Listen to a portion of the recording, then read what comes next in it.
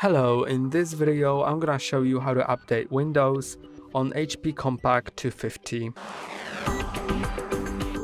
To update your Windows, go to the Start button and go to Settings, and in Settings, go to Windows Update.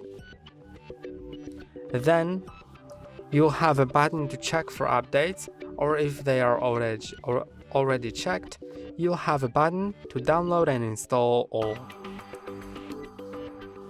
Now they will start downloading. You can see I have a lot of them, and they all will start downloading.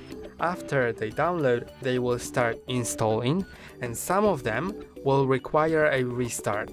So what I suggest you doing is waiting until everything installs, and only after that restarting your laptop, because it may ask you to restart before everything installs, and then you'll need to restart multiple times because you'll restart after one thing installs, then it will install another thing after the restart, and it will ask you to restart again and again and again until everything installs.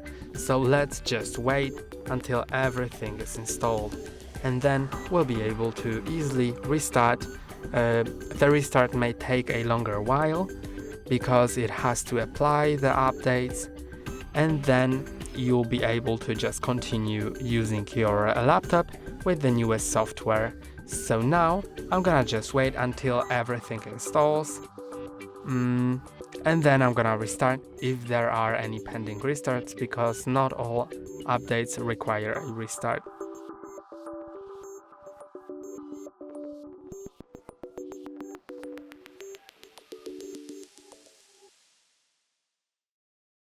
And now you can see all the updates are installed. Only the one isn't installed because for some reason it has doubled here. So I don't care about that. You can just click on restart now. And now it may take a while to restart, and after that you'll be good to go.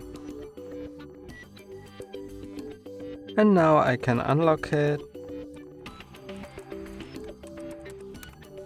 And that's all for today. Don't forget to like and subscribe. See you next time.